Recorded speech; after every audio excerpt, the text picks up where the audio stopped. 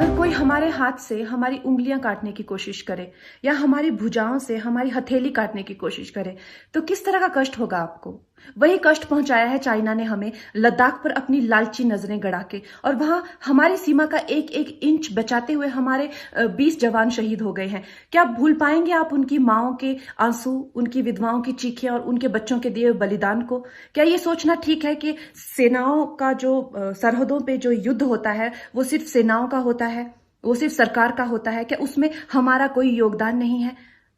क्या हम भूल गए वो वक्त जब महात्मा गांधी जी ने कहा था अगर अंग्रेजों की रीढ़ तोड़नी है भारत में तो उनके बनाए हुए हर उत्पादन का बहिष्कार करना पड़ेगा?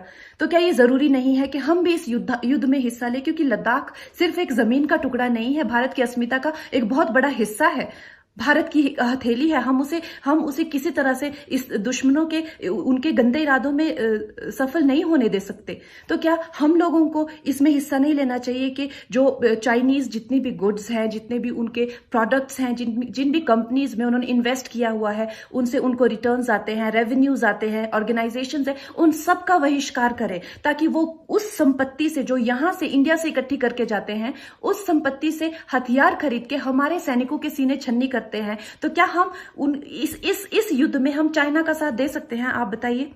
ये क्या हमारा कर्तव्य नहीं है कि हम अपनी सेनाओं का और अपने सरकार का साथ दें? तो हमें प्रतिज्ञा लेते हैं कि हम आत्मनिर्भर बनेंगे और चाइनीज गुड्स को बिल्कुल बॉयकॉट करेंगे और इस युद्ध में हिस्सा लेके भारत को जिताएंगे।